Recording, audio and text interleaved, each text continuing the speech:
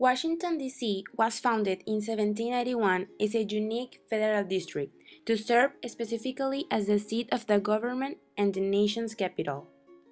The main purpose of the Library of Congress is to resolve the questions members of the Congress make. The library accomplishes this through the vast collection of documents it owns, especially as a Congressional Research Service. Besides this, the library also administrates the Copyright Office.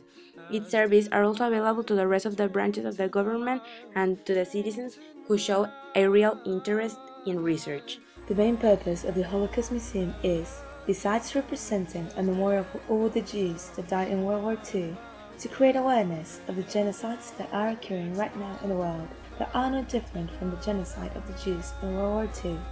The clue for achieving this is to promote ethnic, religious, and cultural difference tolerance among the people.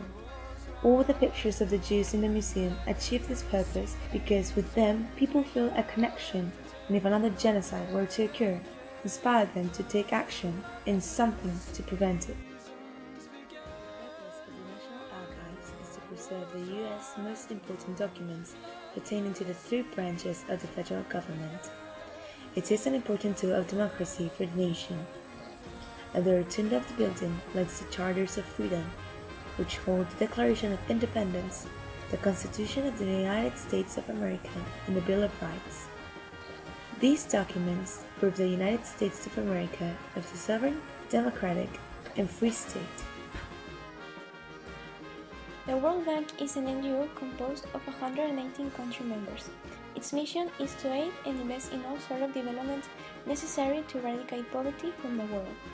It pretends to do this by creating new opportunities for growth, strengthening governments, ending corruption, and managing correctly future economic crises. The World Bank does this by lending money to developing countries as long as they are shareholders. To very poor and undeveloped countries, such as Haiti, the World Bank gives them money for free in the form of grants.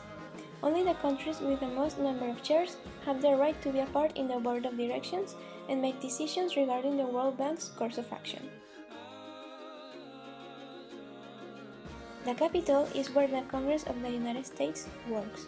It is composed of two legislative bodies, the Senate and the House of Representatives. Here, the members of the Congress introduce legislations, speak out issues, and cast votes on bills, resolutions, nominations, and treaties.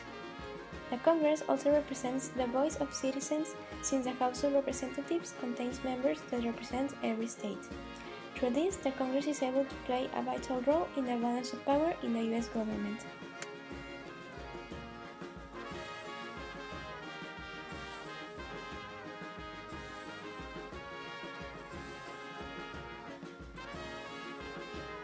Washington, D.C. is also recognized because of the many monuments it has. We were able to visit the Lincoln Memorial, the Washington Monument, the Martin Luther King Monument, the National World War II Memorial, and the Korean and Vietnam War Veterans Memorials.